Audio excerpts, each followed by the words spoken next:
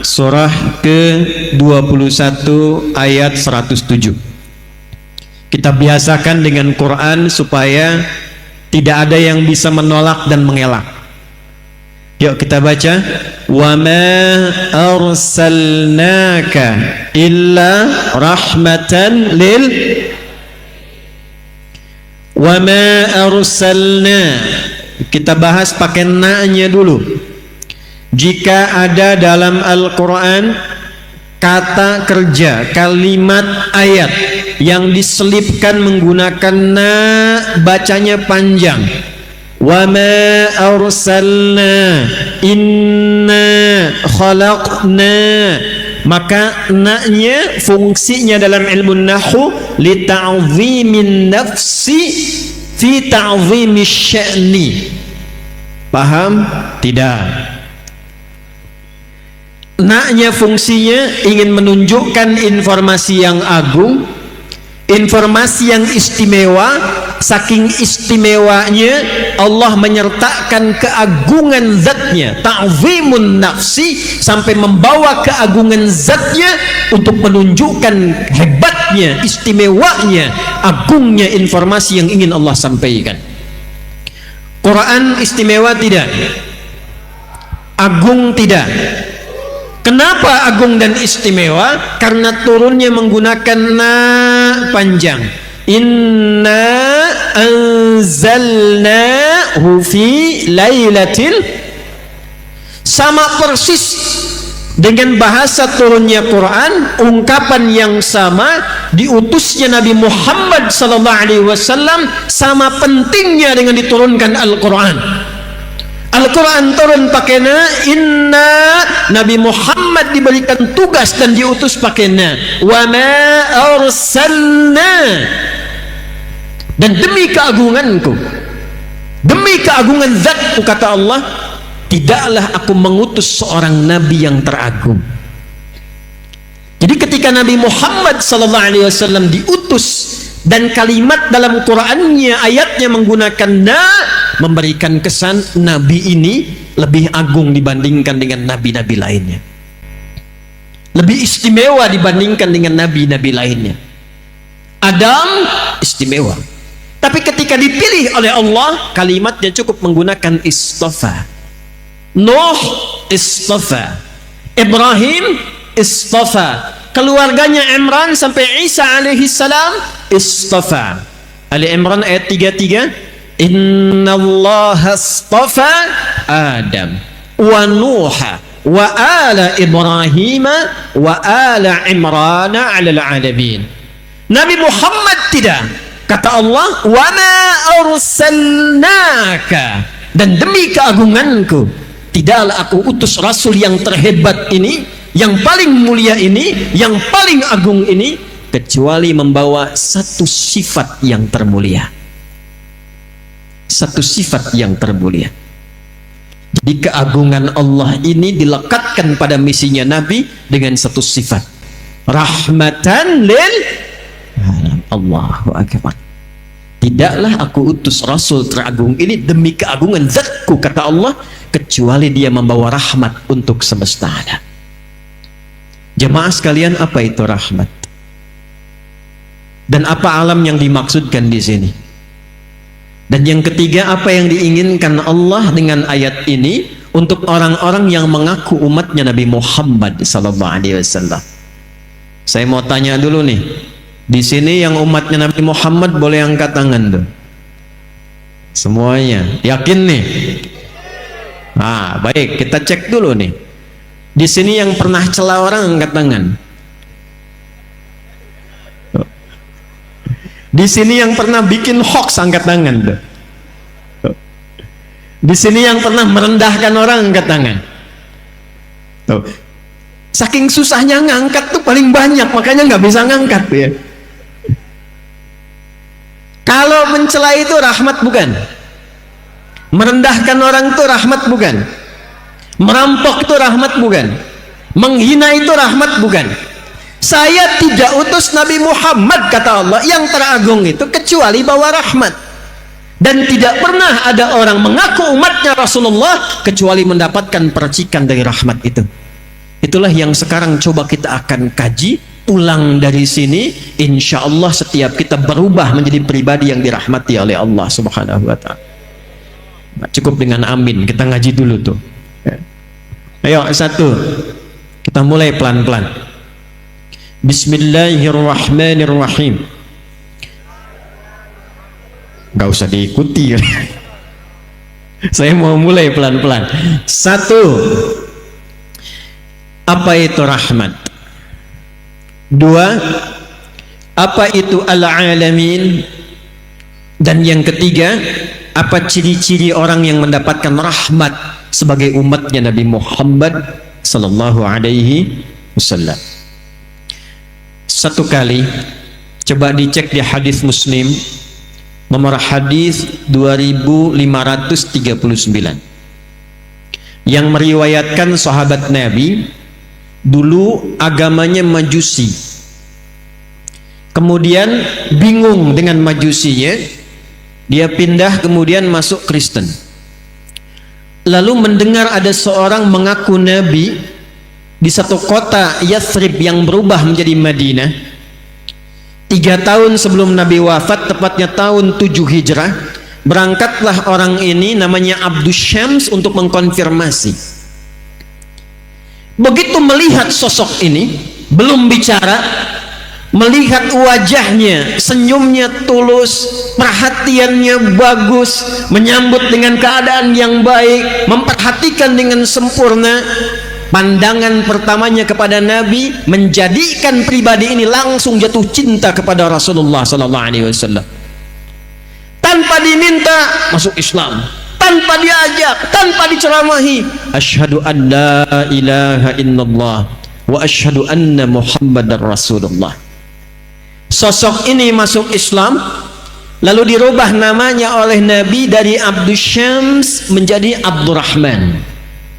Ini sanad ilmu, boleh merubah nama kalau dari nama yang dibawa itu tidak membawa sifat dan makna yang baik, atau namanya bertentangan dengan sifat dan keagungan Allah Subhanahu wa Ta'ala.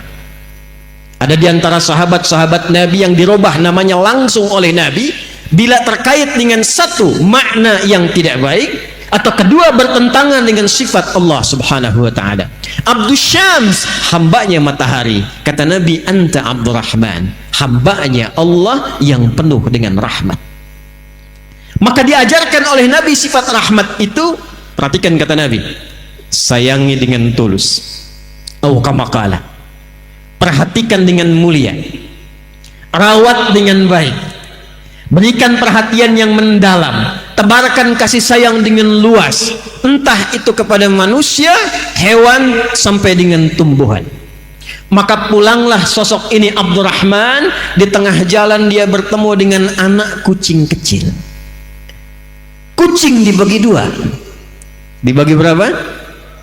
Ada kucing rumahan namanya kitten, diserap oleh orang di Inggris, maka berubah menjadi bahasa Inggris kitty, ya, kucing rumahan.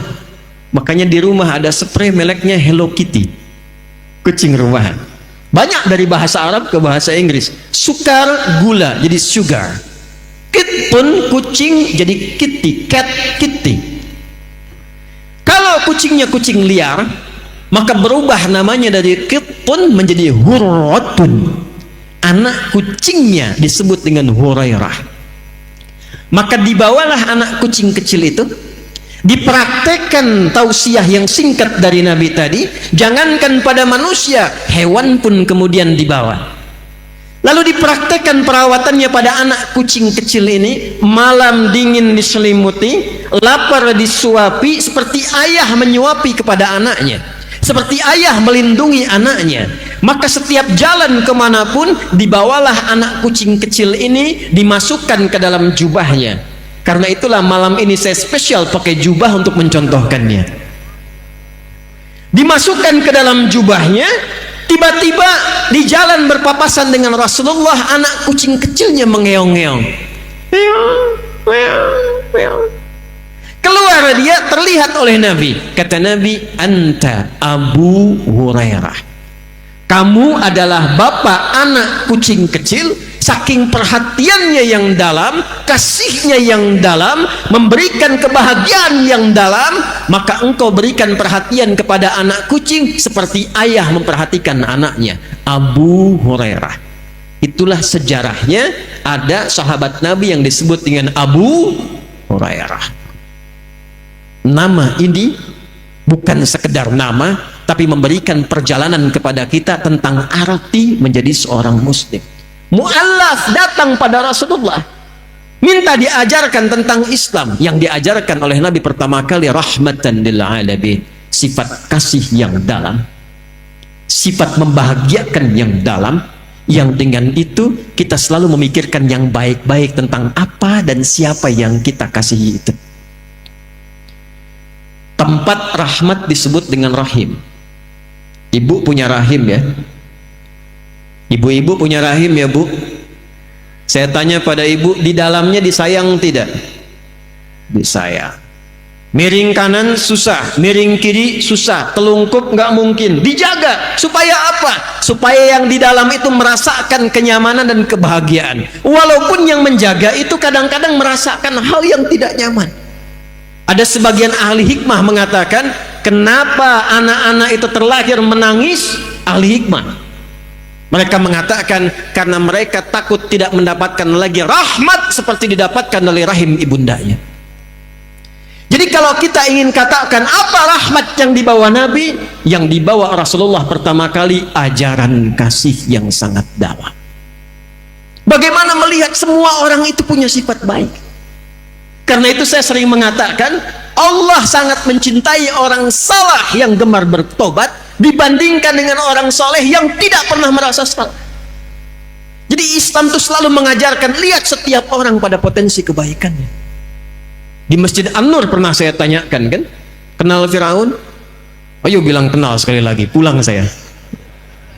Malam ini juga saya pulang mumpung ada di Lanut tuh. Tahu Firaun? Kejam tidak? Kejam tidak? Bukan cuma kejam, ngaku Tuhan, ana rabbukumul a'la. Setiap melihat orang kalau tidak nyaman eksekusi. Antum untung hidupnya di masa sekarang tuh. Kalau hidup masa Firaun tuh, bosan Firaun, saya nggak suka dengan rambutnya. Bukan disuruh cukur, pisahkan kepala dari badannya. Firaun.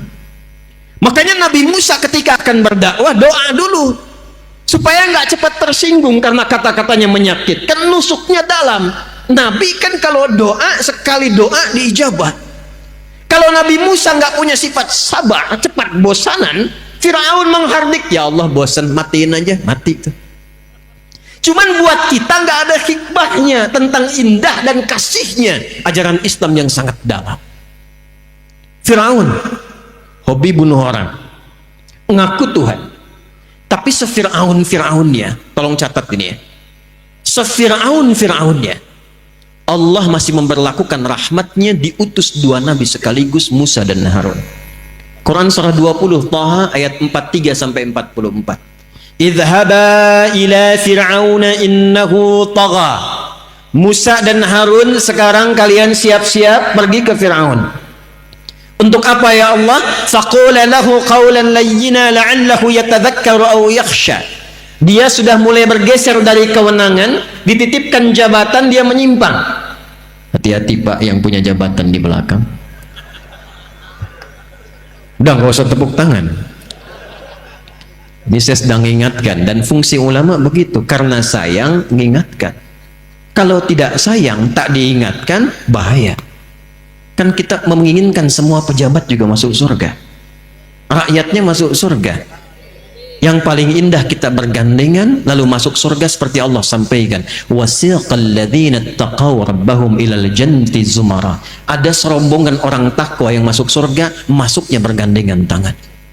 Saya menginginkan ketika Allah tetapkan, misal Adi Hidayat dengan izin Allah, kalau Allah izinkan masuk, saya pengen tangan kanannya gandeng Pak Muhammad Nurdin, tangan kirinya gandeng Pak Muhammad Iqbal, ya, yang lainnya ikut sama-sama dengan jamaah bareng-bareng. Kan itu yang kita inginkan.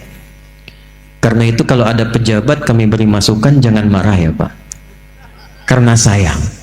Dan cara memberikan masukan pun mesti pakai rahmat. bukan teriak-teriak, merendahkan, menghina, menjelek-jelekan, bikin hoax. Itu bukan tipikal umat Nabi Muhammad.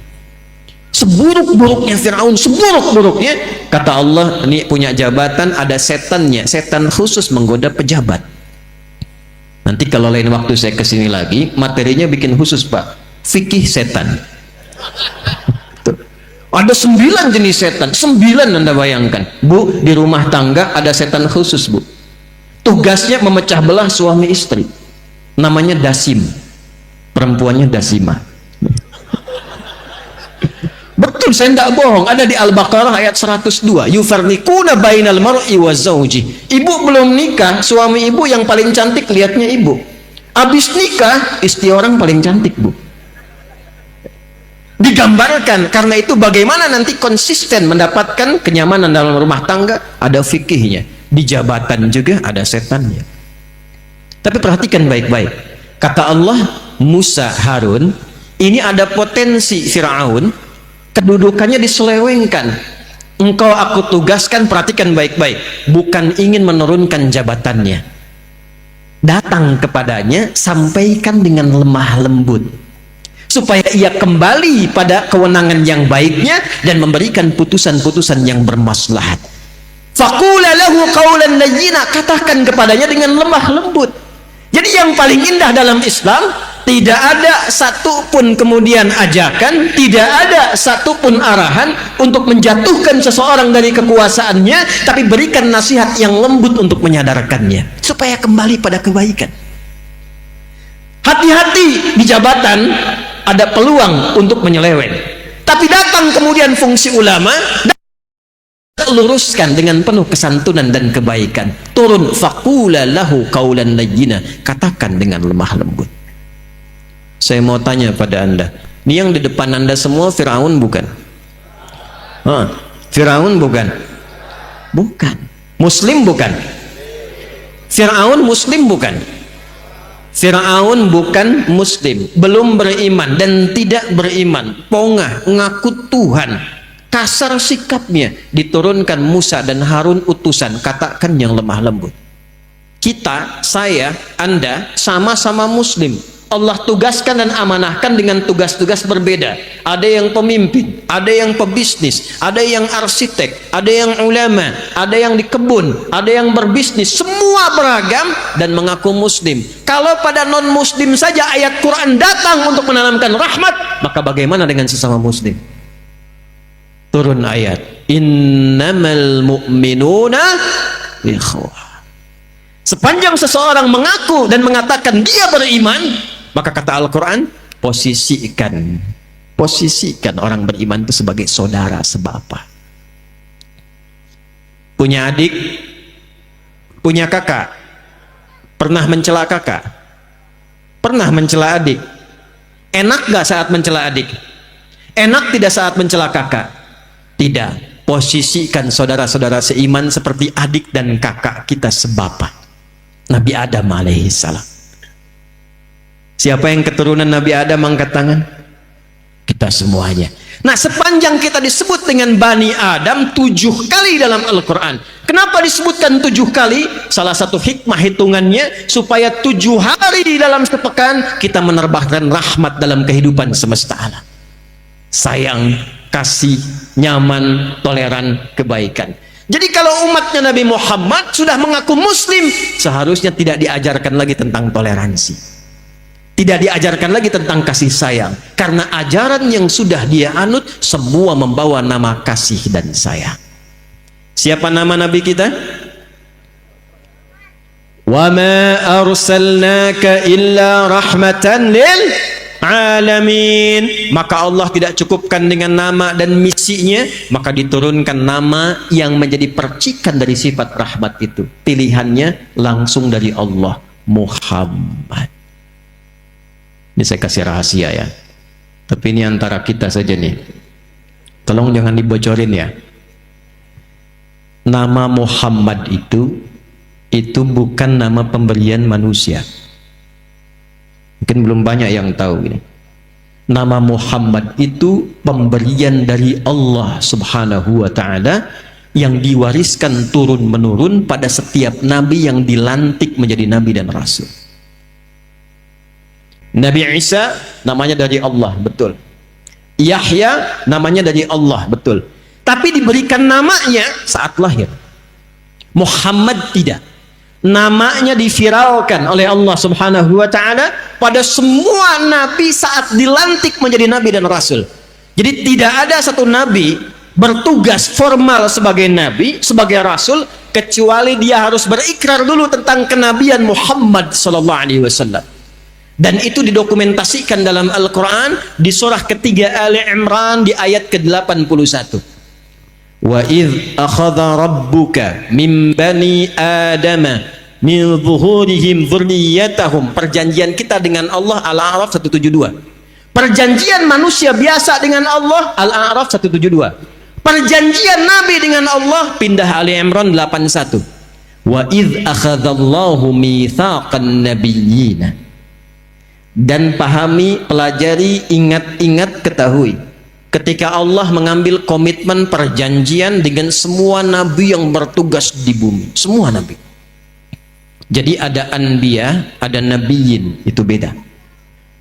Surah ke-21 di Quran surah apa namanya?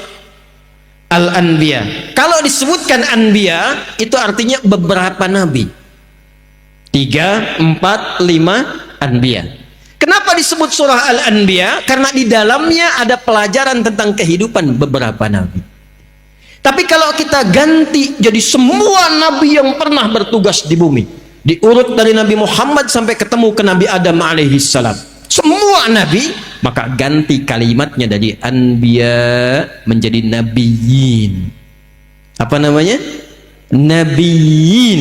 Wa idh akhadallahu mitsaqan nabiyyin. Dan pelajari, pahami, ketahui ketika Allah mengambil perjanjian dengan semua nabi saat dilantik menjadi nabi.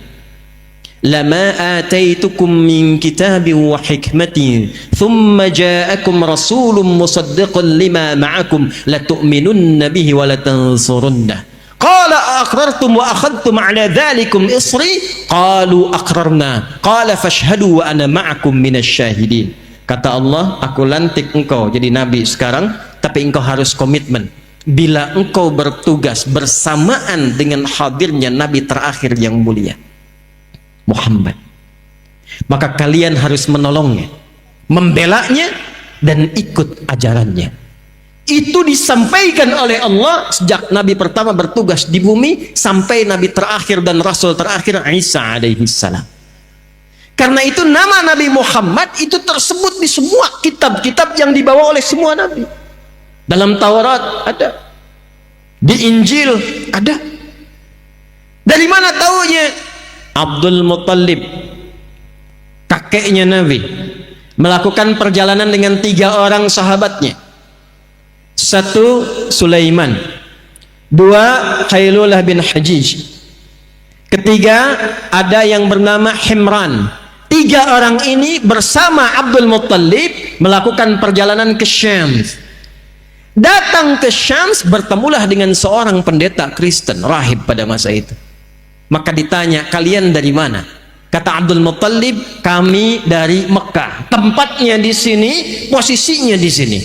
Kata pendeta ini, perhatikan baik-baik. Akan datang dari tempat kalian seorang nabi terakhir, nabi yang istimewa, namanya Muhammad. Namanya siapa?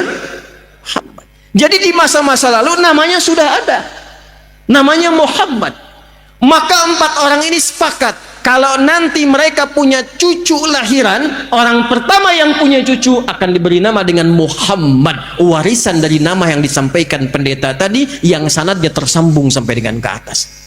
Maka ternyata yang punya anak duluan putranya Abdul Muttalib, namanya Abdullah, dan lahirlah dari Abdullah itu, dari rahim istrinya Aminah radhiyallahu taala anha, lahir seorang anak diberi nama siapa? Muhammad. Jadi bukan nama biasa. Pertanyaannya, apa artinya Muhammad? Tuh. Apa kaitan dengan moderat dan toleransi? Apa kaitan dengan rahmat? Muhammad itu bentuk superlatif, sirah mubalaghah dari kata Mahmud. Saya senang bahas nama ini karena dan lanut dengan Pak Kapolda Muhammad namanya tuh. Ya, nanti kita lihat contohnya langsung, termasuk kita deh. Mahmud, jika ada orang punya sifat baik secara sosial, maaf, satu sifat saja, jujur tapi kurang sabar, itu Mahmud. Oh, jangan tunjuk orang Mahmud ente gini. Satu sifat, konsisten di satu sifat baik, yang lain belum. Tapi kalau Anda ingin gabungkan semua sifat baik secara sosial, sabar, jujur, suka menolong, sopan, lemah lembut, penuh senyum, gabungkan jadi satu sebagai sifat kasih yang dalam dari pancaran rahmat, maka jadikan namanya dari Mahmud menjadi Muhammad. Kenapa Nabi ini disebutkan dengan nama Muhammad? Ingin memberikan gambaran yang sesuai dengan misi yang dibawa. Wa ma arsalnaka illa rahmatan lil alamin. Kumpulan sifat rahmat itu bila diteruskan dalam pergaulan kehidupan kita secara sosial, maka namanya disebut dengan Muhammad. Dan nama itu nggak pernah ada di lingkungan jahiliyah pada masa itu. Abu Lahab ada, Abu Jahal ada, Zaid ada, Usama ada, Muhammad tidak ada. Jadi ketika diberi nama oleh Allah dengan Muhammad, ingin memberikan kesan, tidaklah Nabi ini bergaul dengan siapapun dalam kehidupannya kecuali membawa contoh kemuliaan dan kebaikan. Balik ke hadis Muslim, nomor hadis 2539 tadi, riwayat sahabat Abu Hurairah.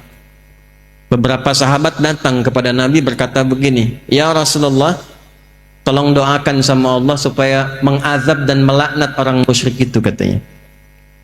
Udah didakwahin gak mau masuk Islam juga, dibaik-baikin masih ngejahatin juga. Ya Rasulullah, mohon angkat tanganmu, mohon doakan pada Allah supaya mengazab mereka. Apa jawab Nabi? Perhatikan baik-baik. Innama bu'ithtu rahmatan wa ma bu'ithtu la'anan. Aku ini diutus membawa rahmat. Aku diutus membawa ajaran kasih. Aku diutus untuk mengajar kebaikan, bukan untuk laknat orang. Muhammad. Allahu Akbar, salat depan Ka'bah, ruku. Begitu ruku, datang orang iseng naruh kotoran di punggung Nabi. Kotoran cukup banyak. Saya tanya antum deh ya, kalau sedang sholat ditaruh kotoran di belakang tuh, di punggung kita taruh kotoran, kira-kira kalau kita tahu orangnya, apa respon kita? Oh, ketawa aja, selesaikan. Bangun Nabi, selesai sholat, cukup dibersihkan kemudian dan dimaafkan oleh Nabi SAW. Alasannya sederhana, karena dia naruh kotoran itu bukan karena benci, karena tidak tahu tentang status Nabi. Yang paling tinggi lagi nih, Nabi datang ke Taif. Tahu Taif? Ya, lampu merah sonoan dikit tuh. Ya. Di Mekah diusir, datang ke Taif, sekampung Taif diprovokasi satu orang, anak-anaknya keluar, remajanya keluar, dewasanya keluar, dia bawa batu lempar Nabi, sampai perisai hidupnya Zaid, ya, anak adopsinya Nabi itu sudah terluka parah. Dibawa Nabi mundur, istirahat di bawah pohon, datang dua malaikat penjaga gunung. Ini nggak tanggung malaikat nih. Kata dua malaikat ini, ya Rasulullah, mud yadaika ilas sama au kama qala. Ya Rasulullah, angkat tanganmu ke langit, mohonkan kepada Allah saat ini, kami tidak senang melihat engkau cedera dan dilukai oleh mereka. Ya Allah, mohonkan ya Rasulullah, minta pada Allah supaya kami diizinkan mengangkat dua bukit di Taif untuk menghimpit mereka yang telah menzalimi Nabi SAW. Apa jawab Nabi? La fa'innahum qaumun la ya'lamun. Tolong jangan lakukan, mereka itu belum tahu saja. Bukan karena benci dengan saya, cuman karena belum tahu. Yang belum tahu bukan disakiti, yang belum tahu diberitahu.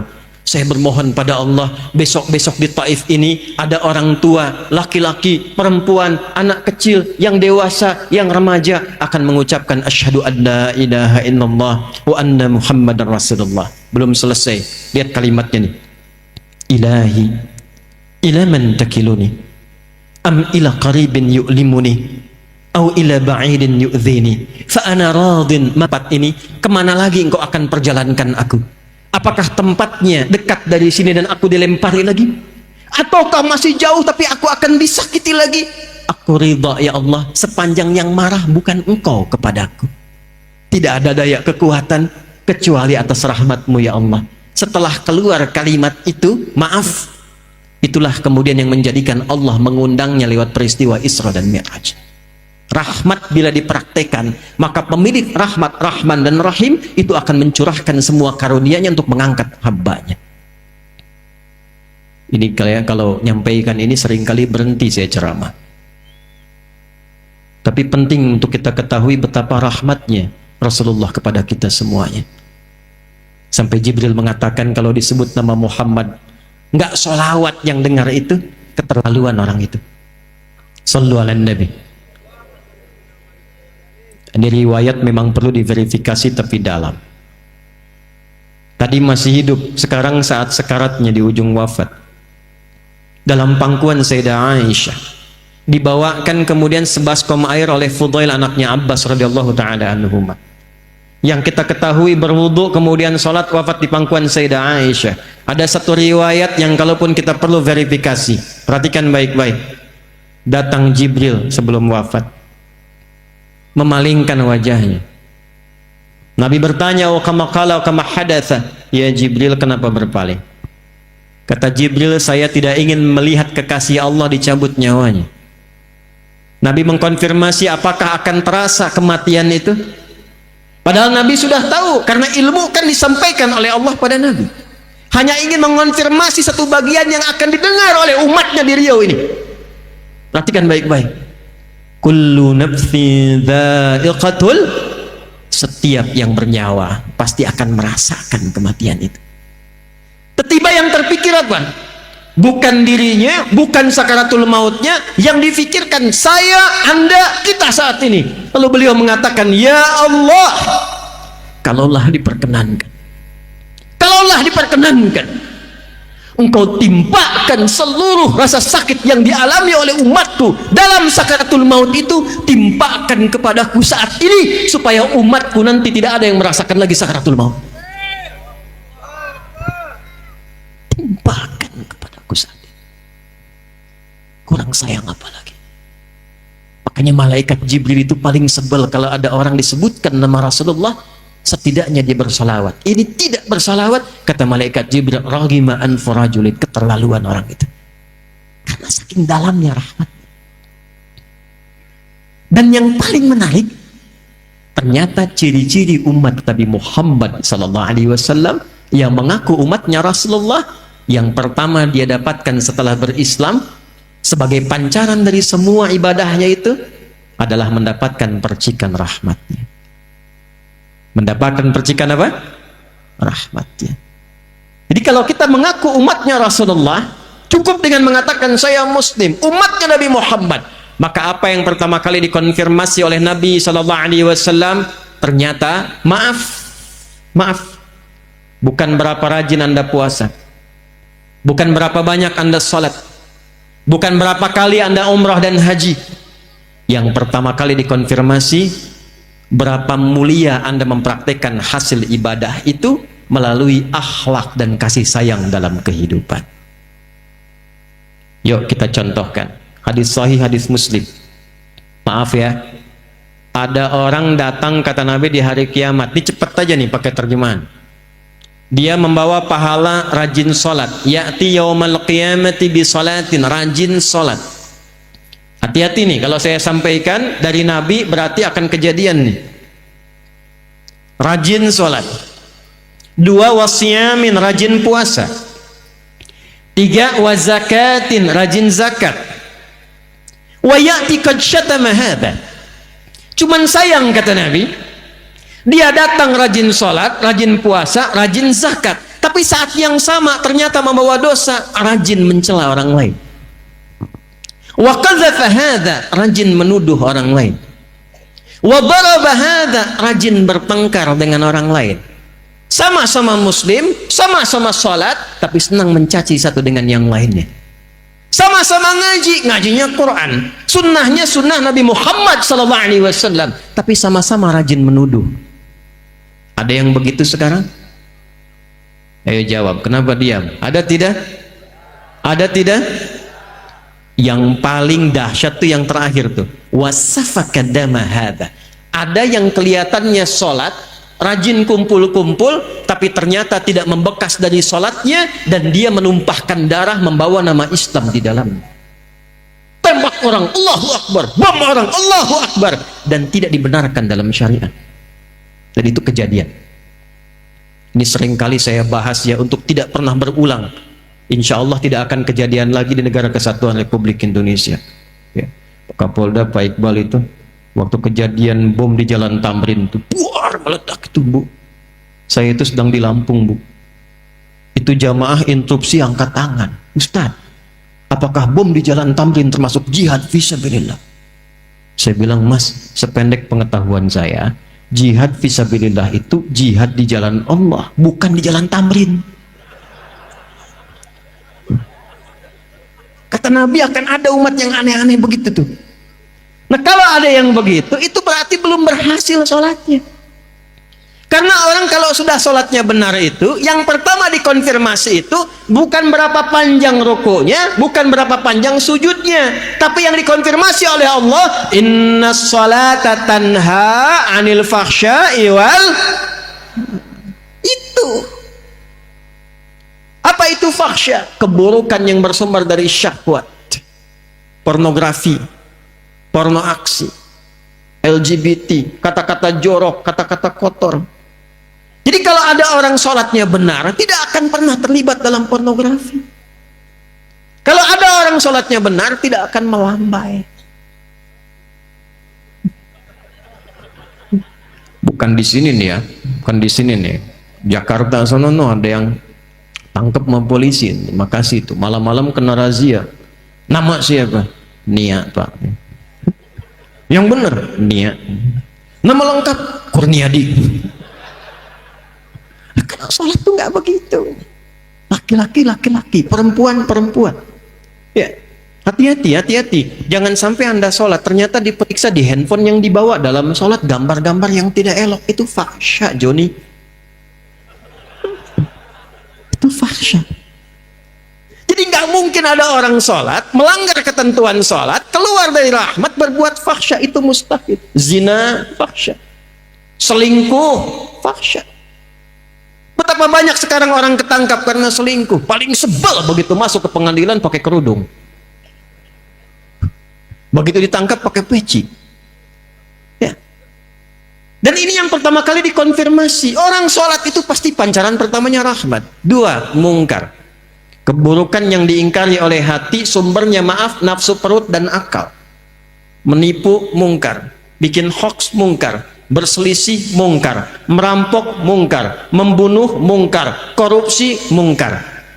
Yang dicek oleh Allah pertama kali konfirmasinya, sekali lagi, bukan berapa panjang Anda rukuk dan sujud, berapa banyak Anda menebarkan rahmat selepas sholat. Karena itu sholat ditutup dengan kalimat rahmat, damai, tenang, tentram.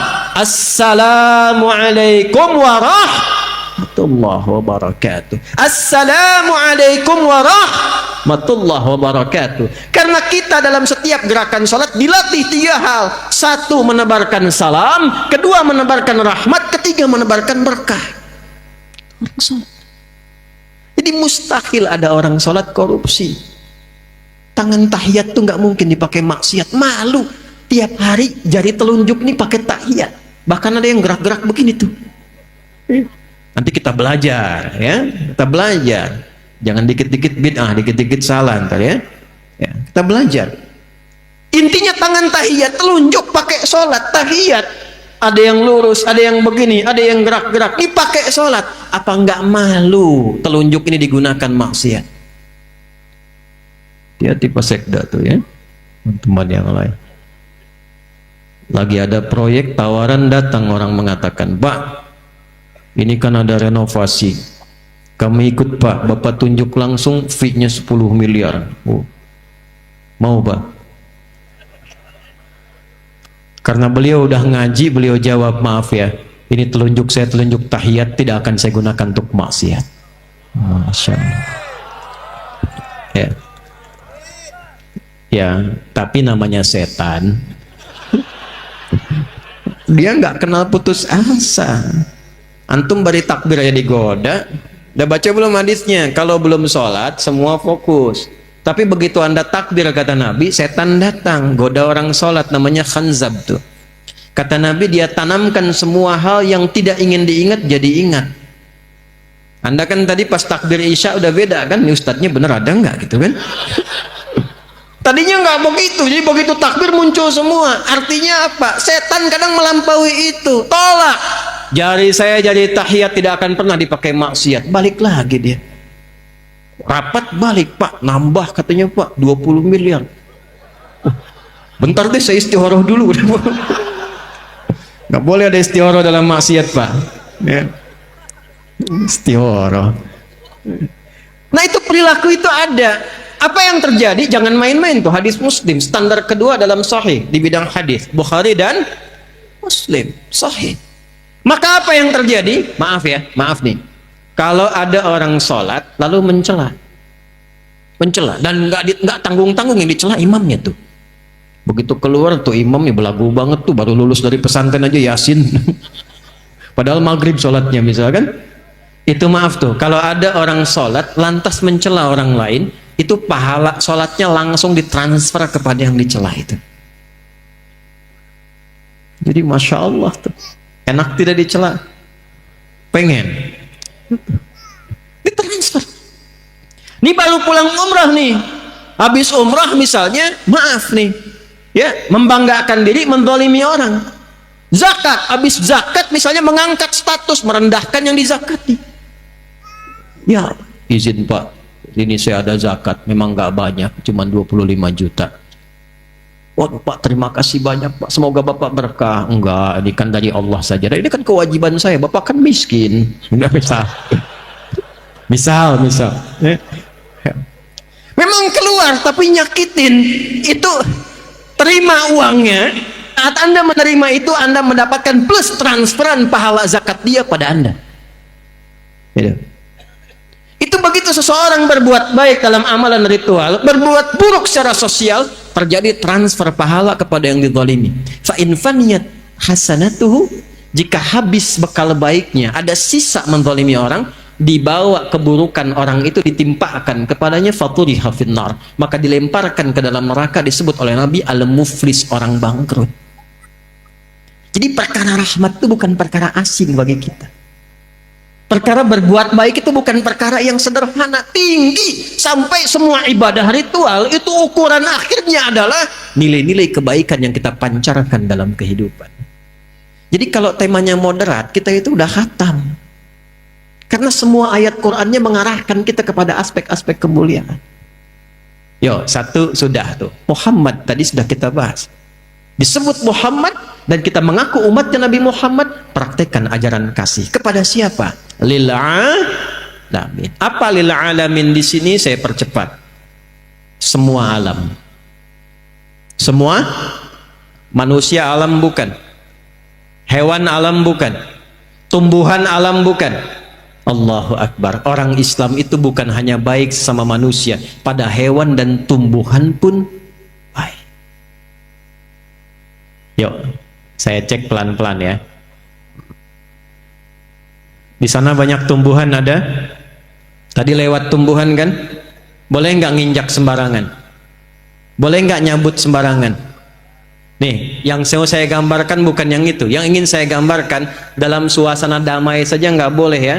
Yang mau saya gambarkan suasana perang yang sedahsyat-dahsyatnya. Yang paling dahsyat. Tidak ada kasih sayang, tidak ada kebahagiaan. Makanya di surat At-Taubah, Al-Bara'ah, surah 9, itu kenapa dibukanya tidak dengan Bismillahirrahmanirrahim. Semua surat pakai Bismillahirrahmanirrahim.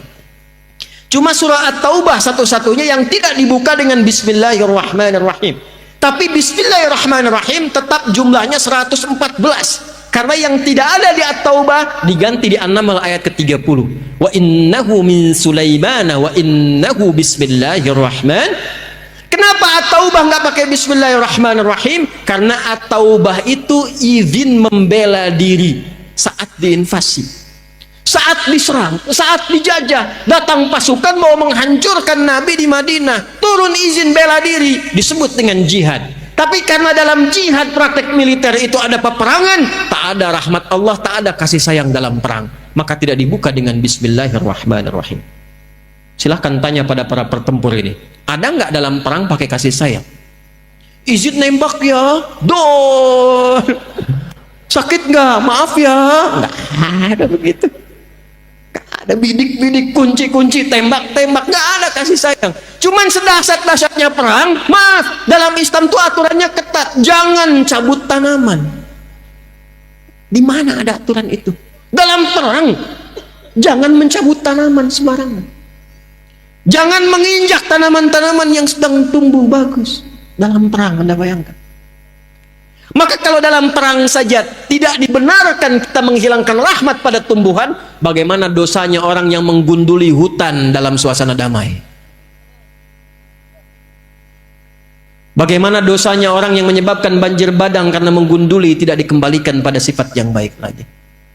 Itulah sebabnya kenapa menanam pohon itu begitu banyak pahalanya. Saya senang kalau lihat TNI Polri tanam pohon, itu pahalanya banyak. Karena gambaran dari rahmat. Jadi Islam itu jangankan pada manusia, tumbuhan dijaga. Hewan. Tahu kambing? Tahu kambing? Tahu kambing? Disembelihnya dijatuhkan dulu atau dibiarkan berdiri sembelih? Jatuhkan dulu. Jatuhkannya lemah lembut atau kasar? Oh, masa? Lihat wajah-wajahnya nggak pede itu. Huh? Lihat dalam Islam sampai diajarin zikirnya. Teman-teman tinggal buka YouTube, klik ya cara menenangkan kambing sebelum disembelih. Itu ada, tutup dengan telinga ke matanya, bacain depannya, tidur kambingnya. Kalau sapi, bacain tenang, jatuhkan lembut, jatuh sendiri. Dalam Islam cuma diajarkan. Yang paling hebat, tajamkan pisaunya sebelum penyembelihan.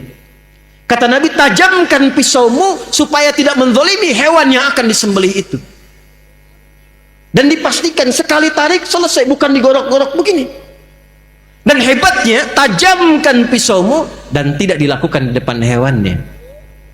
Awas Idul Adha tuh, jangan sampai terjadi diasah depan kambingnya. Sabar ya, ini bentar nih, paling sebentar klik habis. Ini saya lihat ada aja habis disembelih, kepala kambingnya kasih rokok. Mana oknumnya sini tuh? Itu menghilangkan rahmat. Anda bayangkan hewan. Dan betapa banyak ada orang dapat ampunan Allah karena hewan dan dapat azab karena hewan. Pernah dengar ada seorang perempuan, maaf Bu ya, bukan ibu yang di sini nih. Ya. Seorang perempuan yang dihukum di neraka gara-gara menyiksa kucing. Pernah dengar kisahnya?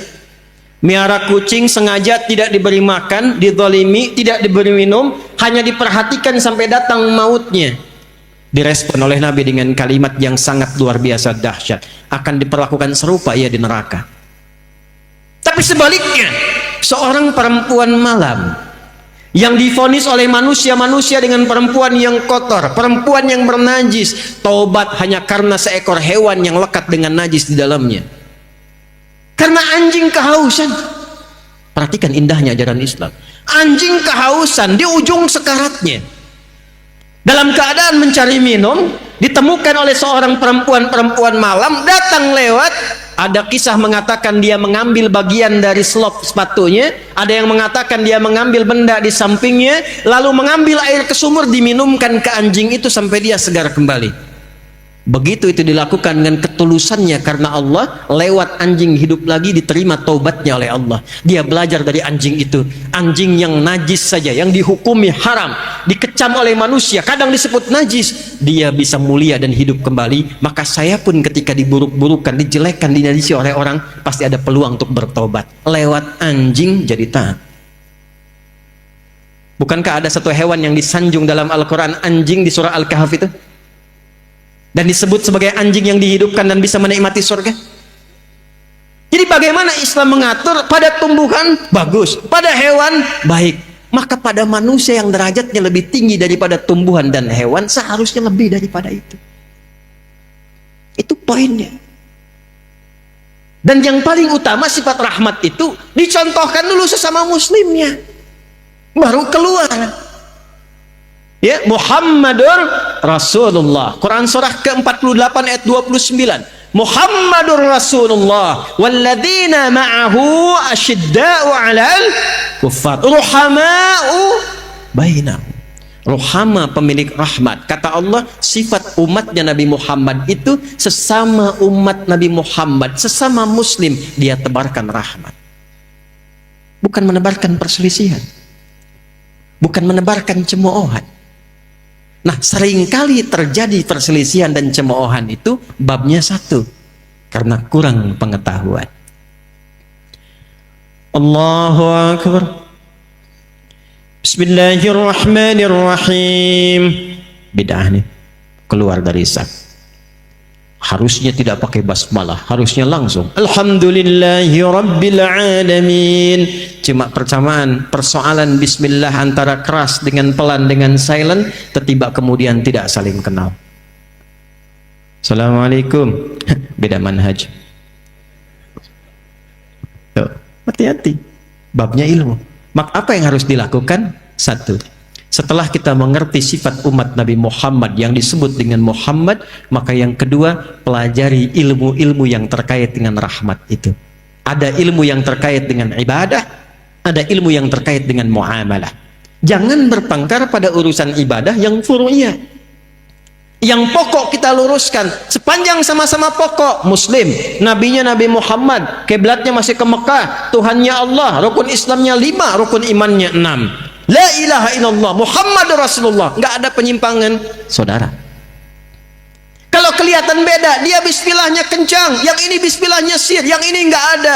Cek, kok bisa Nabi dikeraskan, kok bisa Nabi disilentkan, kok bisa Nabi nggak baca? Oh, begitu dilihat riwayatnya 70 hadisnya. Kapan Nabi tidak membaca basmalah? Di awal-awal riwayat Nabi datang, diangkat jadi Rasul, belum turun kemudian ayat pemisah di antara surah-surah Al-Quran. Semua surat nyambung. Al-Baqarah langsung ke Ali Imran, Ali Imran langsung nyambung ke An-Nisa, An-Nisa nyambung ke Al-Ma'idah sampai ke An-Nas. Anak kecil belum balik tanya pada Nabi, namanya Abdullah, bapaknya Abbas, dikenal dengan Abdullah bin Abbas radhiyallahu ta'ala anhuma. Ya Rasulullah, apakah Allah tidak menurunkan pemisah antara surat satu dengan yang lain sehingga umat di masa depan bisa membedakan mana satu surat dengan yang lainnya? Maka diturunkanlah karena pertanyaan itu ayat tunggal, Bismillahirrahmanirrahim. Maka dibacakanlah setiap membacakan surah dari Al-Fatihah sampai dengan An-Nas kecuali surah At-Taubah. Khusus Al-Fatihah kadang Nabi ngimamin dibaca bismillahnya dengan kencang. Bismillahirrahmanirrahim. Kadang silent. Bismillahirrahmanirrahim. Nah, kalau jadi imam silent itu nggak usah ditempelin di mic kalimatnya. Bismillahirrahmanirrahim. Alhamdulillahi Rabbil Alamin. Kalau ditempel disuarakan itu sama dengan jahar. Saya. Ada yang nggak dibaca sama sekali. Alhamdulillahi Rabbil Alamin. Ada yang dibaca rakaat pertama. Riwayat sahabat Abu Hurairah, Nabi ngimami Bismillahirrahmanirrahim. Alhamdulillahi Rabbil Alamin. Rakaat pertama. Rakaat kedua, Alhamdulillahi Rabbil Alamin. Bismillah nggak dibaca. 4 cara 70 hadis. Keempat cara ini namanya manhaj. Semua himpunan yang tersambung ke Nabi. Tapi kan nggak mungkin kita pilih keempat-empatnya. Nggak bisa Ustaz. Lanut Rusmin Nuryadin ini lanut istimewa. Semua sunnah Nabi dikumpulkan. Jadi imam di masjid, skuadron 16. Begitu takbir, Allahu Akbar, bacakan keempat-empatnya. Bismillahirrahmanirrahim. Bismillahirrahmanirrahim. Nggak dibaca sama sekali. Mesti pilih salah satu. Ketika dipilih salah satu, bahasa Arabnya ma dzahaba ilaihi, apa yang ingin diambil untuk memudahkan. Imam Syafi'i memilih keraskan, ma dhahaba ilaihi Syafi'i. Imam Malik, Imam Abu Hanifah memilih enggak dibaca, ma dhahaba ilaihi Malik wa Abu Hanifata. Imam Ahmad memilih di silent, ma dhahaba ilaihi Ahmad. Karena kepanjangan ma dhahaba ilaihi disingkat madhab. Mazhab Syafi'i, mazhab Maliki, mazhab Hanafi, mazhab Hambali. Mazhab itu bukan pendapat pribadi. Mazhab itu pilihan yang tersambung, itu jalurnya ke Nabi SAW. Karena nggak mungkin dibaca keempat-empatnya. Jelas? Jadi nggak ada hubungannya termasuk dengan NU dan Muhammadiyah. Bismillahirrahmanirrahim. NU nih. Bismillahirrahmanirrahim. Alhamdulillahi Rabbil Alamin. Muhammadiyah. Karena saat ayat itu turun, Muhammadiyah, NU belum lahir. Ini penting nih saya kasih tahu nih. Saya 2010 tugas di Mekah, Pak. Ya, nyambut jemaah haji pertama Isya. Jadi begitu masuk, samping saya persis jemaah pertama. Imam saya Sudes. Istau. Dalam hati kita bilang kan udah tahu. Takbir tuh. Begitu ngimamin, kan mazhabnya Hambali itu, sir. Bismillahirrahmanirrahim. Alhamdulillahi Rabbil Alamin. Itu komen jamaah pertama samping saya, iki imamnya Muhammadiyah ya.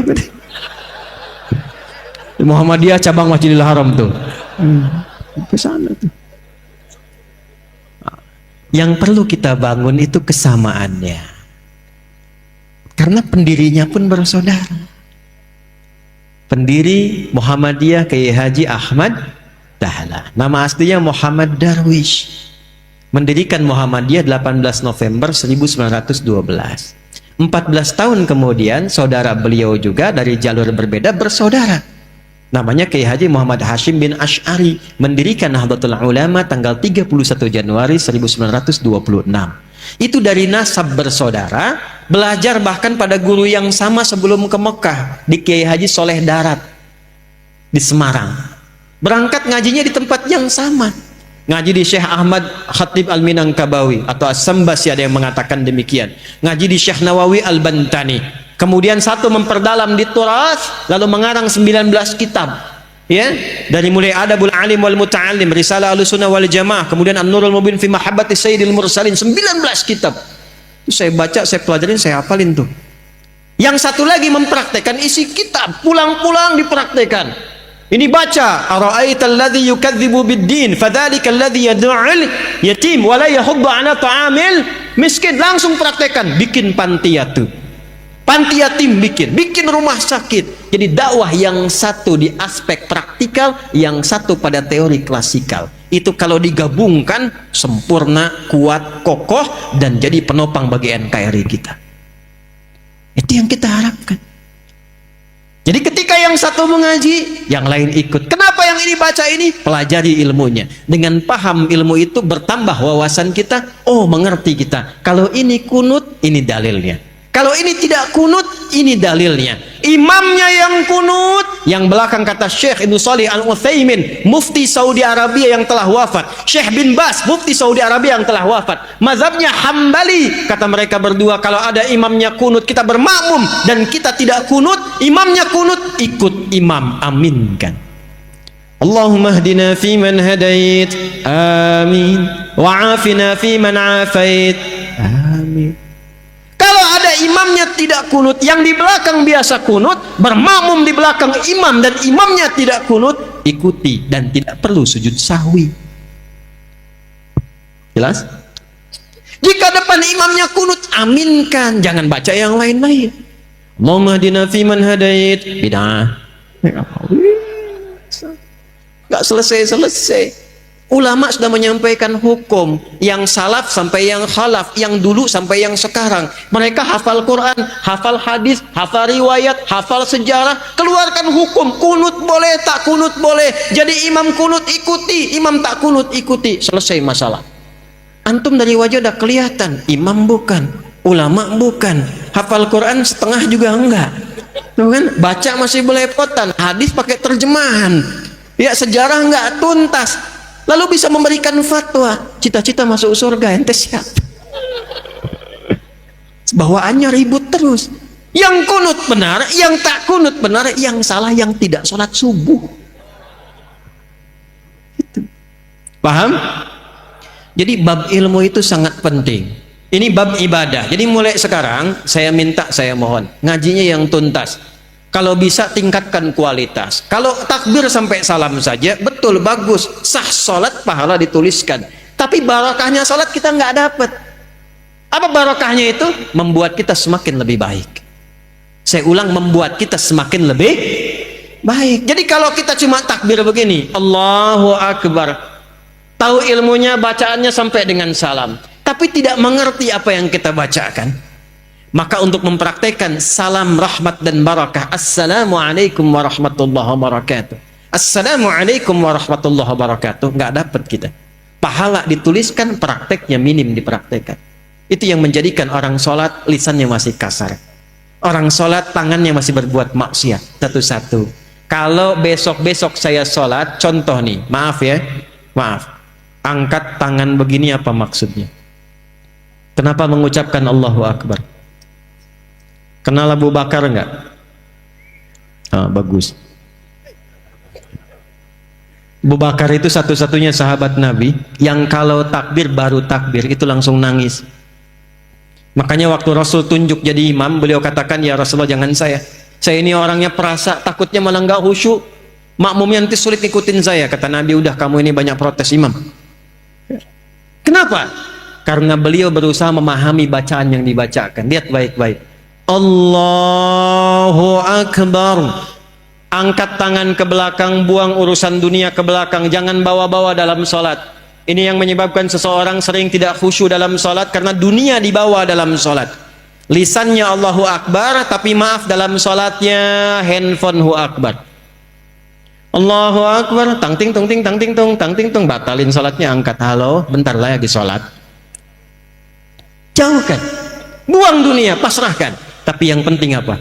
Anda, saya, kita berikrar dalam sholat, ya Allah, hanya Engkau yang paling agung, yang aku agungkan. Tapi dalam kehidupan bahkan sebelum sholat, kadang aku merasa agung dibanding yang lain, sombong dibanding orang lain, merasa paling berilmu, merasa paling punya uang, merasa paling punya kedudukan. Padahal dalam sholat pun bisa Engkau wafatkan saat ini, ya Allah, aku taubat, ya Allah, aku taubat. Makanya setelah takbir langsung dia mengatakan, Allahumma ba'id baini wa baina khatayaya kama ba'adta bainal masyriqi wal. Nah, ya kecil di ujung khataya, ya kecilnya itu ngaku salah. Kalau dalam bahasa kitanya gini, ya Allah, aku ini mengagungkan Engkau, mengatakan Engkau yang paling tinggi, tapi aku ngaku salah, ya Allah, aku banyak salahnya. Ngaku tinggi pada orang, sombong pada orang, angkuh dengan tetangga, yang merasa hebat dibanding pasangan. Aku taubat, ya Allah, jauhkan antara aku dan kesalahan yang aku bawa dalam sholat jauh timur dan barat. Aku takut kalau dalam sholat diwafatkan masih membawa kesalahan. Lalu kita pasrah. Wajjahtu wajhiya lilladzi fataras samawati wal hanifan muslima wa ma ana minal, inna salati wa nusuki wa mahyaya wa mamati lillahi rabbil. Itu paham nggak tuh saat dibaca? Itu kan bahasa bebasnya begini, ya Allah, kalaupun Engkau wafatkan aku sekarang dalam sholatku ini, aku pasrah, ya Allah, sepanjang Engkau ampuni dosaku, dan aku berjanji kalau selesai sholat masih hidup, aku akan berjanji dia orang yang lebih baik dari sebelum aku sholat. Itu sholat.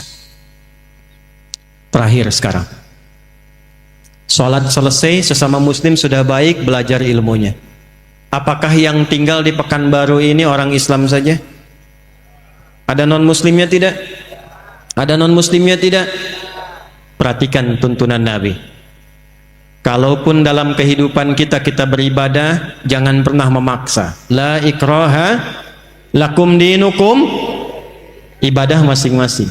Tapi ketika diatur hubungan muamalah, interaksi sosial dalam kehidupan, di pekerjaan, bertetangga, berkebun, Anda menemukan di dalamnya bukan hanya orang Islam tapi non-muslim, maka hukumnya berlaku universal bersama-sama. Diatur dari yang paling kecil sampai yang paling besar. Yang paling kecil, Anda tinggal di komplek, ada orang Islam, tetangganya non-muslim, Nabi samakan semua hukumnya. Hukum makanan, hukum senyuman. Senyum kepada yang muslim, senyum pada non-muslim. Anda ketemu tetangga yang muslim senyum, yang non-muslim nggak senyum. Kok nggak senyum Pak? Maaf ya, ibu kafir sih. Oh Masya Allah. Itu dicatat oleh malaikat dosa tuh. Tulis. Senyum Anda pada orang Islam harus sama dengan senyum Anda pada non-muslim. Jika ke orang Islam senyumnya 100%, pada non-muslim senyumnya 100%. Izin komandan. Hati-hati nih. Di TNI, di Polri, Jati, di pengadilan, mohon izin, di kantor-kantor, nggak semuanya orang Islam. Mesti adil. Kalau memang yang layak promosi jabatan non-muslim, promosikan. Kalau yang layak yang muslim, promosikan. Tapi tanamkan nilai-nilai kebaikan, nilai-nilai keadilan, sehingga ketika ditanya, dan terima kasih, bukan terima kasih, Islam yang mengajarkan saya untuk bersikap adil dalam tugas saya. Ketika itu dilakukan, maka dia kenal Islam. Kalau kemudian kenal dan memahami lantas mengucapkan asyhadu an la ilaha illallah wa asyhadu anna muhammadar rasulullah, itulah pahala yang melekat pada amanah kedudukan. Pada Anda yang tidak punya kedudukan tapi bertetangga, Allahu Akbar.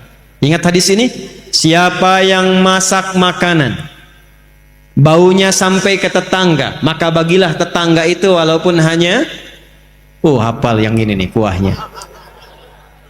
Jadi ini biasa masak sop ayam, ayamnya dia makan, kuahnya dia kasih tetangga. Tetangganya tanya, kenapa kami dikasih kuah? Hadis Nabi Pak. Ini korban terjemahan nih. Maksud Nabi, nanti besok-besok itu orang banyak kreatif bikin bumbu-bumbu. Memang yang dimasak itu cuma, maaf sekali, singkong, tapi bumbunya bumbu rendang. Diambil dari Bukit Tinggi, bikin rendang singkong. Bumbunya rendang, yang dimasaknya apa? Bagi tetangga supaya nggak salah persepsi. Dikiranya memang betul rendang, ternyata rendang bagi. Tapi hadisnya belum selesai. Saya pengen tanya, apakah Nabi pernah mengatakan kalau tetangga Anda muslim saja? Tidak, nggak ada redaksinya begitu. Makanya ratakan, bikin rendangnya, kirimkan ke setiap tetangga yang bisa dibagi. Jangan dilewat yang non muslim. Yang Islam bagi, Pak Haji bagi, Bu Haji bagi, Bu Ustadz bagi, tetangga biasa bagi. Tiba-tiba pastor keluar, Pak kayaknya enak rendangnya. Emang sih Bapak sih salah, tokoh kafir. Nggak boleh. Dosa tuh. Itu ahli-ahli dapat pahala, langsung tulis dosa, coret. Datangi, ketuk rumahnya. Selamat pagi, pagi. Ada apa Pak Haji? Ini ada rizki. Nih ada satu panci rendang. Oh Pak Haji baik sekali. Bukan baik, Nabi Muhammad yang mengajarkan saya untuk berbagi. Kenalkan nama Nabi Muhammad. Besok-besok saat dia mengembalikan panci, udah bisa salam. Assalamualaikum Pak Haji. Itu. Padahal Anda aja haji belum, gitu kan? Ajarkan aja enggak. Udah assalamualaikum dan didoakan. Assalamualaikum Pak Haji. Mau ngembaliin panci. Tuh. Terima kasih Pak, enak sekali. Cuma mau nanya aja, kira-kira hari ini Nabi Muhammad ngajarin berbagi lagi enggak?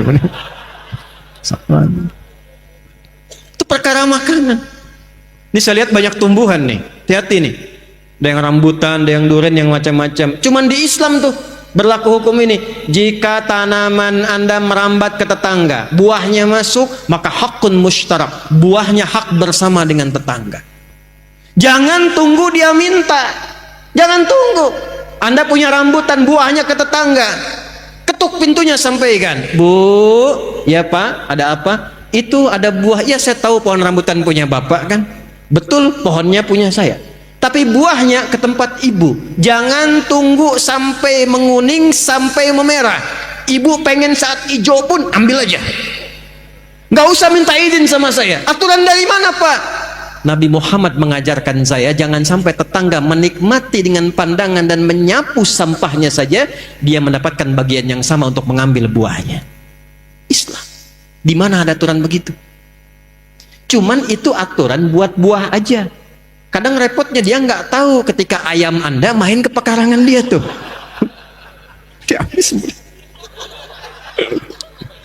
Besok dia datang, Pak, Nabi Muhammad tuh berkah banget ya, ayam Bapak enak banget nih. Nah, saya menginginkan suasana begini nih antara umat Islam itu. Jadi kita internal diperbaiki, sama orang-orang sekitaran kemudian berbuat baik, jaga itu sampai wafat. Jaga itu sampai wafat. Karena kita nggak tahu kapan kita pulang. Mungkin pulang malam ini, Kenapa pada diam ini? Kan udah gelap banget tuh. Ya, senang tidak kalau pulang? Yakin? Senang tidak? Dibilang senang takut malam ini gitu ya. Dibilang tidak ya pulang. Maaf ya, ini hukum psikologi nih. Di mana-mana semua orang pulang itu senang. Nih saya tanya nih, kalau habis lebaran mau Idul Fitri, mau pulang kampung, senang tidak? Senang kan?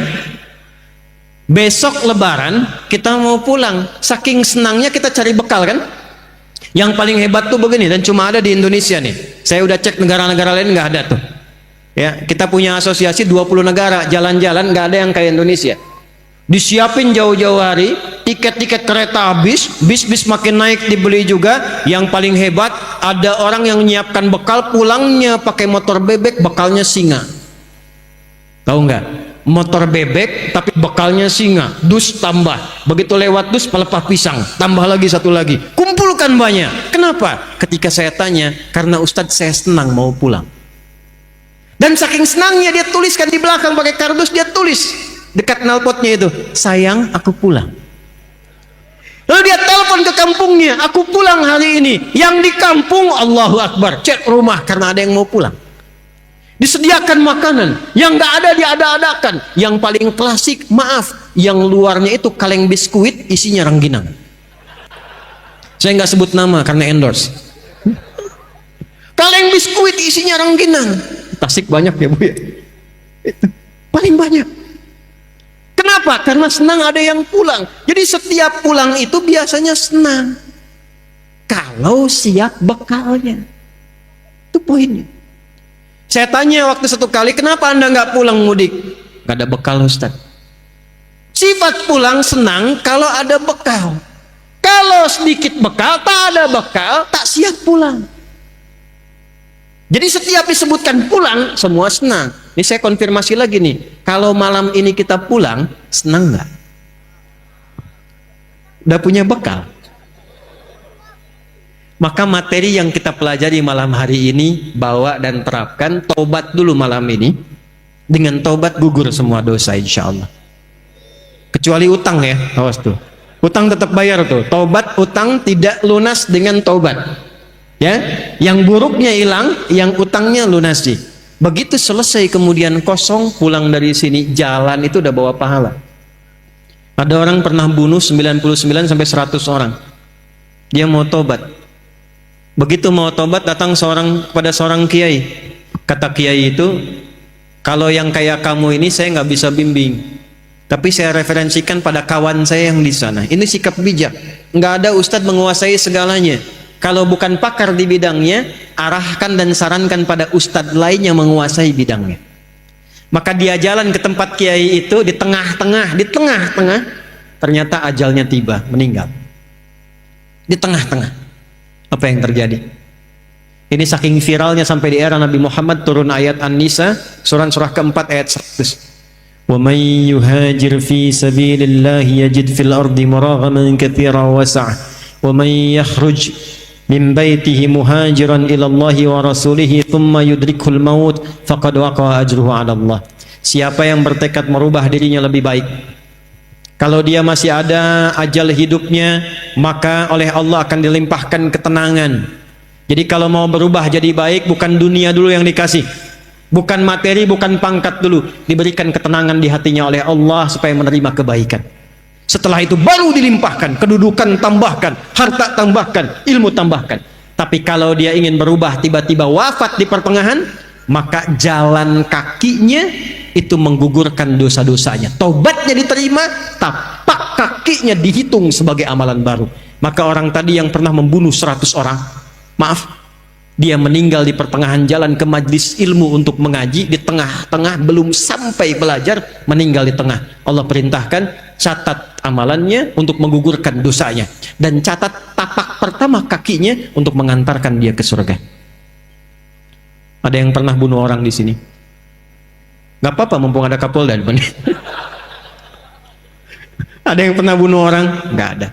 Maaf ya, Anda belum pernah bunuh orang, belum pernah berbuat keburukan seperti orang tadi, sudah sampai ke tempat ini mengaji, sudah belajar, dapat materi, dapat ayat, dapat hadis, tinggal tobat, pulang, tunggu ajal menjemput, selesai. Kalau belum dengan semua ini yang Allah berikan belum mampu membuat kita berubah, dengan cara apa lagi dikumpulkan oleh Allah untuk diberikan hidayah?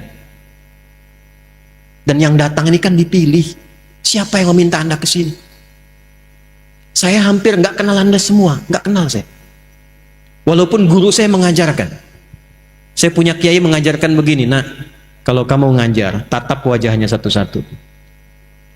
Tatap. Nanti saat malam bangun tahajud, berdoa, bayangkan wajah-wajah itu. Kamu taubat, lalu mintakan ampunan dan kasih sayang Allah untuk semua yang ngaji, yang pernah ngaji dengan kamu. Dan minta sama Allah supaya yang disampaikan merasap ke hati mereka. Mintakan kebaikan kepada Allah. Saya tidak kenal dengan Anda pada umumnya, tapi yang terpilih hadir di sini, Anda siapa yang menggerakkan? Bukan karena Adi Hidayat nggak ada apa-apanya. Kalau bukan Allah yang berkehendak, mustahil Anda pengen datang dari jam 4. Ada yang bilang jam 2. Datang duduk-duduk nunggu, siapa yang menggerakkan? Kalau bukan Allah sayang pada bapak dan ibu, menggugurkan dosa, mengangkat derajat, untuk apa dikumpulkan kita duduk sampai malam hari ini? Bertakwalah kepada Allah, karena waktu pulang itu tidak kita ketahui. Bisa jadi Anda duluan, saya belakangan, bisa. Atau keadilan Allah terjadi, diputar. Saya belakangan, Anda duluan, mungkin. Salah ya? Ya, ini saya kasih motivasi yang terakhir nih. Maaf, sampai jam berapa kita ini? 12, 10 ya. Nah, silakan itikaf sampai jam 12. Saya habis ini selesai. Lihat sini. Ini kisah sering saya viralkan di berbagai tempat untuk motivasi. Saya sering nyampaikan cerita, bukan ngarang-ngarang, ini kisah asli. Ada seorang kakek tua. Sudah pasti kakek tua ya. Tinggalnya di daerah Pasar Rebo ke atas. Pekerjaannya sederhana, bukan pejabat, bukan orang kaya, tapi orang yang sangat viral di lingkungan langit. Itu bahasa singkatnya begitulah yang saya bahasakan. Dari mana bisa menyimpulkan demikian? Ini kakek cuma jagain musola di daerah, di desa. Tapi tiba-tiba datang orang Qatar ke tempat itu dan mengatakan, saya ingin merenov musola ini supaya menjadi lebih besar dan bagus. Saya cuma tanya pada Anda, tolong pikirkan tuh, di mana orang Qatar, dari Qatar ya, Qatar bukan Tanah Abang tuh, ya. Dari Qatar datang ke Pasar Rebo, ke kampungnya ke atas, bertemu dengan kakek itu dan mengatakan, saya pengen renov musola ini dan Anda yang harus merawatnya. Perhatikan cara Allah memuliakan seorang hamba. Sepakat kakek itu direnov. Begitu jadi, dimaksimalkan mengerjakan amanah itu. Yang ngepel, yang ngelap, yang bersihkan, yang azan, yang qomat, yang imamin kakek itu. Yang luar biasa. Kamis nih, sama persis nih kita malam Jumat Kamis ba'da asar. Beliau setelah menunaikan tugas sedang puasa, nunggu-nunggu buka. Berkhidmatnya di rumah Allah, bekerjanya karena Allah, hidupnya dimuliakan Allah, diwafatkan pun dalam keadaan terbaik, hari baik, sedang puasa di rumah Allah ba'da asar. Cuman tiduran di karpet dan cara wafatnya indah, merem-melek, nunggu buka, meninggal. Ya ayyatuhan nafsul mutmainnah, pulang. Ketika dia berniat mendekat kepada Allah, diwafatkan di tempat dia bertugas dalam keadaan termulia, mengenakan pakaian terbaiknya, sedang ada di rumah Allah, selepas dia sholat, sedang berpuasa, nunggu berbuka, tidurnya enak banget, merem-melek, meninggal. Tuh hati-hati belakang tuh, saya lihat ada yang merem-melek tuh ya. Lihat itu. Maka saya mau katakan, setelah ini kita berdoa, pulang ke tempat masing-masing, istiqomah di jalan Allah. Ya, sama Allah dekati sholat yang baik mulai sekarang. Perbaiki di keluarga, jangan Anda bahagia-bahagia tenang duduk, ternyata di rumah belum selesai. Sama istri masih saling cemberut-cemberutan, sama anak belum selesaikan. Pulang dari sini islah. Dengan tetangga selesaikan. Supaya tugas kita selesai saat pulang nyaman. Terakhir, untuk teman-teman di TNI, di Lanut ini khususnya, Kemudian juga ada yang Allah berikan kemuliaan dengan seragamnya di Polri, Kejati, pengadilan dan yang lain-lain sebagainya. Seragam itu bukan hanya kehormatan dunia, Pak, tapi itu persaksian yang dibawa ketika menghadap kepada Allah Subhanahu wa Ta'ala. Dan berbahagialah di posisi Bapak ini, ternyata seragam itu dihargai tinggi oleh Allah Subhanahu wa Ta'ala. Ketika dikenakan pada nilai kebaikan, dia yang menjadikan status kita terhormat di hadapan Allah. Perhatikan kalimatnya, فَلْيَعْبُدُوا رَبَّ هَذَا الْبَيْتِ الَّذِي أَطْعَمَهُمْ مِنْ جُوعٍ وَآمَنَهُمْ مِنْ خَوْفٍ. Dekati Allah pemilik bait ini yang telah memberikan ketahanan dalam ekonomi dan kekuatan dalam keamanan, ketentraman dan kenyamanan. Para ulama ada beberapa yang menafsirkan orang-orang yang tugasnya menjaga ketentraman, keamanan, kenyamanan demi masyarakat itu tenang, bisa ibadah tenang, baca Quran tenang, kerjanya tenang, ibadahnya nyaman dan dikenakan seragam itu, maka dia masuk dalam kategori jihad fi sabilillah. Kalau wafat, seragam itu mengantarkan dia terhormat di hadapan Allah Subhanahu wa Ta'ala. Tapi ketika seragam itu dilumuri dengan nilai-nilai maksiat, maka itu yang merendahkan dia di hadapan Allah Subhanahu wa Ta'ala. Karena itu sekarang kita akan saling mendoakan. Kita doakan sama-sama, masyarakat saling mendoakan. Kemudian yang Allah titipkan amanah dengan ilmu seperti kami para ulama, kita doakan supaya diikhlaskan, mencerahkan, menyatukan. Ya, saya harap terutama musim-musim sekarang jangan terpecah belah. Saya ulang, ini tegas saya sampaikan, jangan terpecah belah, jangan saling merendahkan. Kita doakan karena yang paling penting itu NKRI-nya. Ulama kita, pejuang kita telah mengeluarkan keringat, darah, air mata untuk melahirkan negara kesatuan Republik Indonesia. Jangan kemudian kita terpecah, jangan kita teradu domba, kita kokoh dekati Allah. Silahkan masing-masing punya pilihan masing-masing, tapi jangan merendahkan satu dengan yang lainnya. Siap? Takbir. Baik, malam ini live. Yang nonton kita sedunia nonton insya Allah. Dan ada satu spesial, ahli-ahli Quran yang sekarang sedang live, mereka keluar dari Goa. Dari Goa di Sulawesi. Kami punya program pendidikan untuk calon imam, calon khatib, calon da'i. Ini sedang nonton live kita semua di Sukabumi, Hubud Dunia. Sukabumi bahasa Arabnya Hubud Dunia. Lagi nonton kita, sengaja ingin melihat bagaimana Aqsa berjalan dari Pekanbaru. Kita ingin kirimkan pesan pada malam hari ini. Insya Allah dari Pekanbaru kita ada kekompakan dan persatuan. Kita ingin percikan rahmatan lil alamin sebagai umat Nabi Muhammad SAW. Dan kita doakan semua yang terkait dalam kehidupan ini mudah-mudahan dilancarkan, diberkahi, dan khususnya Lanud Resmin Riyadin ini sekali lagi semua yang ada di sini 1.100 orang kurang lebih diberkahi oleh Allah Subhanahu wa Ta'ala dalam kebaikan. Ya, mari kita berdoa dengan menundukkan hati kita. Saya minta izin supaya bisa duduk dulu supaya berdoanya lebih nikmat, lebih nyaman dan lebih khusyuk insyaallah. Bismillah. Astaghfirullahaladzim, astaghfirullahaladzim, astaghfirullahaladzim, alladzi la ilaha illa huwal hayyul qayyum wa natubu ilaih. اللهم لا إله إلا أنت سبحانك إنا كنا من الظالمين اللهم نحمدك حمدا كما علمتنا أن نحمدك ونشكرك شكرا كما علمتنا أن نشكرك أنت المقدم وأنت المؤخر بيدك الخير إنك على كل شيء قدير اللهم نصلي ونسلم على حبيبك الكريم رسولك المصطفى الأمين نبينا وسيدنا محمد وعلى آله وصحبه أجمعين ربنا لا تدع لنا في مقامنا هذا وفي كل مقام ذنبا إلا غفرته. Ya Allah, jika ada pendosa hadir di lingkaran majlis ini, maka jangan biarkan ia pulang kecuali Engkau telah gugurkan seluruh dosa-dosanya. Allahumma alif ya Allah qalbahu ya arhamar rahimin liyatuba ilaika taubatan nasuha. Ya Allah, kalau ada pelaku maksiat di tempat ini, mohon sentuh hatinya, lembutkan jiwanya agar mau bertobat sebelum ia wafat dan kembali kepadamu ya arhamar rahimin. Wala hamman illa farajtah. Jika ada di antara jamaah yang datang membawa kegelisahan, jangan biarkan ia pulang kecuali Engkau telah tenangkan keadaan hatinya. Wala asiran illa yassartah. Jika ada di antara kami yang Engkau uji dengan kesulitan seberat apapun di rumah tangganya, pekerjaannya, kehidupan sosialnya, maka mohon ya Allah angkat dan hilangkan seluruh kesulitannya. wala maridan illa syafaitah. Jika ada di antara kami yang kau uji dengan penyakit seberat apapun, maka mohon angkat dan sembuhkan penyakitnya. Allahumma idza kana hunalika al-aba wal ummahat ya Allah yusabbibul isyan fi auladihim ya Allah, Allahumma afu anhum waghfir lahum ya arhamar rahimin.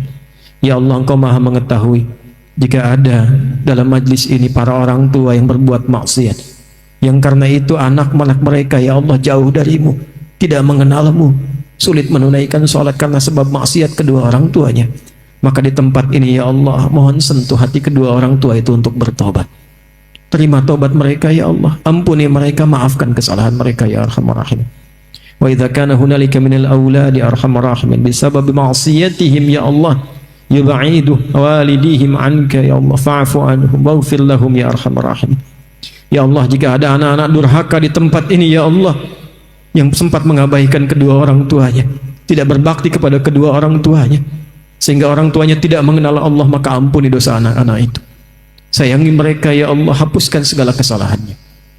Allahumma ya arhamar rahimin, inna nas'aluka khairan ma sa'alaka rasulukal mustafa nabiyina Muhammad sallallahu alaihi wasallam. Ya Allah, kami bermohon segala kebaikan, kemuliaan yang pernah dipermohonkan oleh Rasulmu yang mulia Nabi Muhammad sallallahu alaihi wasallam. Allahumma ihfadz biladana Indonesia wajannibna minat tafraqah, wahid sufufana ya Allah, wahdi ulama'ana wahdi umara'ana waj'alhum udala. Ya Allah, mohon jaga negeri kami Indonesia. Ya Allah, satukan masyarakatnya ya Allah dalam kebaikan, jauhkan dari perpecahan. Ya Allah, satukan masyarakatnya dalam kebaikan, jauhkan dari perpecahan. Berikan kami kemampuan untuk menaati-Mu di negeri ini ya Allah, dan berikan kami kemampuan untuk mencintai negeri ini dalam ketaatan kepada-Mu ya arhamar rahimin.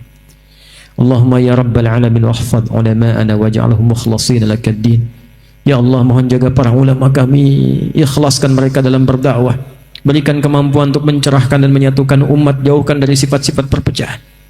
Jaga para pemimpin kami ya Allah, berikan hidayah kepada mereka ya Allah, agar adil dalam mengemban amanah. Ringankan hisab mereka di hari kiamat ya Allah, dengan kedudukan yang Kau titipkan kepada mereka. Allahumma ansur ikhwatana fi Filistin, Allahumma zid quwwatal mujahidina fi Gaza. Allahumma ansur ya Allah ikhwatana fi Filistin wa harril masjidil aqsa. Allahumma ya Allah, tubna ilaika taubatan nasuha waghfir lana dhunubana wa khaffif lana hisabana yawmal qiyamati an dha'fina fi nusri ikhwatina ya Allah fi Filistin. Ya Allah, mohon berikan kekuatan, kelapangan dan kemerdekaan bagi saudara-saudara kami di Palestina. Ya Allah, kuatkan perjuangan mereka ya Allah.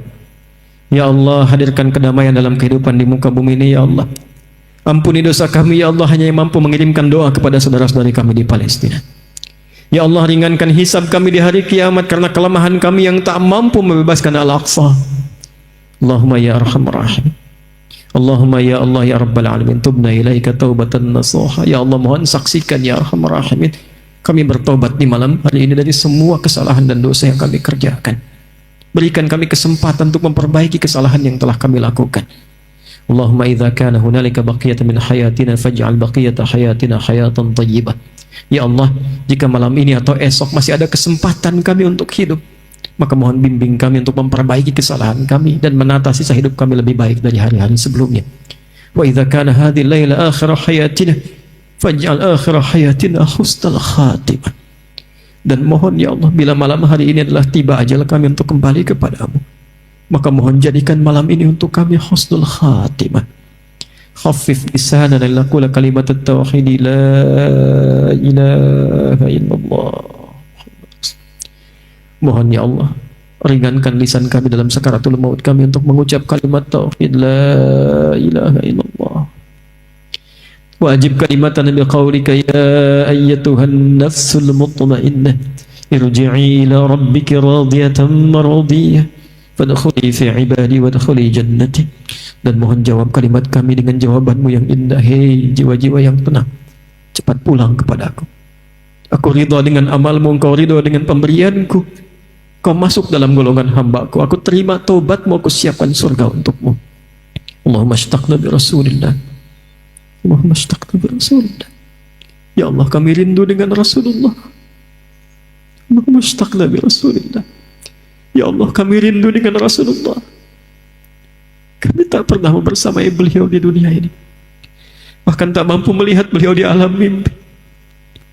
La tudayya fursah lana ya Allah. Naltaqiya ma'a Rasulullah fi jannatikal firdaus fi kautsari Rasulillah. Ya Allah, mohon jangan hilangkan kesempatan bagi kami untuk menatap Rasulullah di jannah-Mu ya Allah, di telaga Kautsarnya ya Allah. Jadikan kami termasuk umat-umat Rasulullah sallallahu alaihi wasallam. Allahumma aslih ahwalana ma yuqarribuna ilaika. Karena itu kami mohon ya Allah, perbaiki keadaan kami supaya bisa lebih baik dan lebih dekat dengan-Mu ya Allah. Ati anfusana taqwaha wa zakkiha anta khairu man zakkaha anta waliyuha maulaha. Ya Allah, bersihkan sifat-sifat kami yang dari yang buruk menjadi baik. Bersihkan hati kami dari kotoran-kotoran yang buruk. Bersihkan lisan kami dari sifat-sifat yang buruk, pandangan kami dari keburukan, hati kami dari sifat-sifat kotor. Malam hari ini kami bermohon ya Allah, Allahumma barik ya Allah biladana Indonesia. Ya Allah, berkahi ya Allah negeri kami Indonesia ini.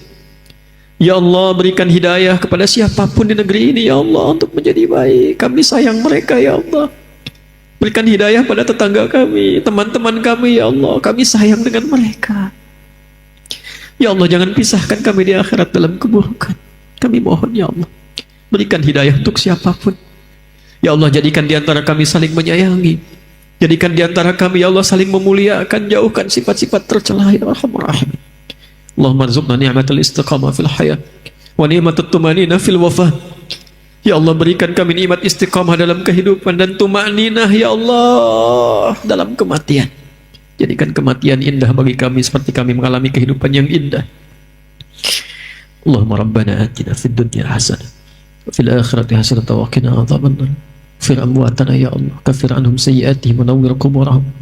Ya Allah, jika ada orang tua kami, kerabat kami, ayah ibu kami telah mendahului kami, kami mohon ya Allah, sebagaimana Engkau muliakan di dunia untuk mereka, muliakan mereka di alam kuburnya. Terangi kubur mereka ya Allah. Kami belum sanggup berbuat baik untuk mereka sampai hari ini, maka jadikan sisa hidup kami ya Allah mengalir jariyah untuk menerangi kesendirian mereka di alam sana. Bifadlika subhana rabbika rabbil izzati amma yasifun. Barik ya Allah hadzal makan. Ya Allah, dengan sifat-Mu yang mulia pemberi berkah, berkahi tempat ini ya Allah. Allahumma berkahi ya Allah tempat ini, lanus min riyadin ya Allah. Jangan biarkan ada satu maksiat terjadi menetes di tempat ini ya Allah. Jadikan ini sebagai bukti kami pernah bersujud di tempat ini ya Allah. Ya Allah, berkahi siapapun yang mendirikan tempat ini. Berkahi siapapun yang membangun di tempat ini. Berkahi keluarga mereka ya Allah. Jika sakit mohon sembuhkan, jika sulit mohon ringankan, jika gelisah mohon tenangkan, dan pancarkan kebahagiaan itu bagi kami semua yang hadir saat ini. Wa akhiru da'wana subhanakallahumma rabbana wa bihamdika nasyhadu an la ilaha illa anta nastaghfiruka wa natubu ilaik. Wa akhiru da'wana alhamdulillahi rabbil alamin.